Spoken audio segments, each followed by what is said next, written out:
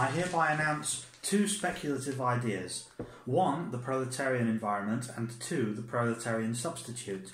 Together, both constitute a mannerism.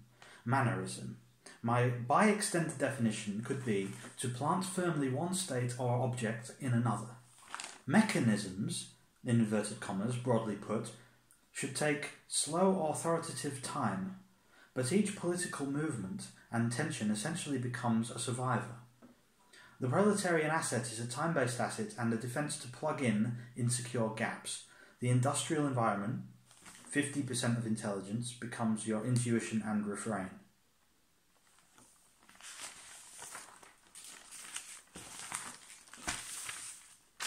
Refrain is the industrial prerequisite of the past, which paints the picture for intuition. The grimness of the current era can be known as black and white computing. However, it's not necessarily a grimness, as surely we know by now that due to neurolinguistic effect, negatives can be positives and positives can be negatives.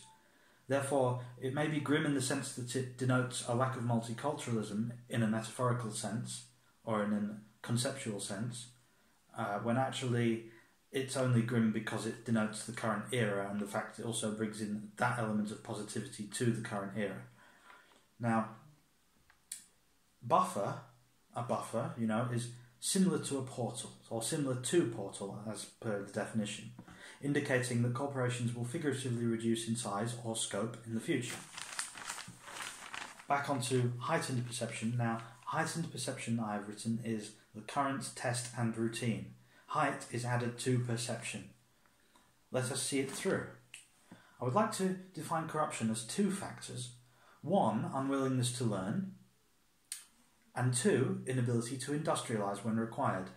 Now this may have some impact, as I have said in so many words, to an effect, that intelligence is 50% environmental and 50% genetic. That's the classic definition of intelligence, perhaps as has been lent to us from the industrial age, and I still think it holds true for industrial terms and social factors.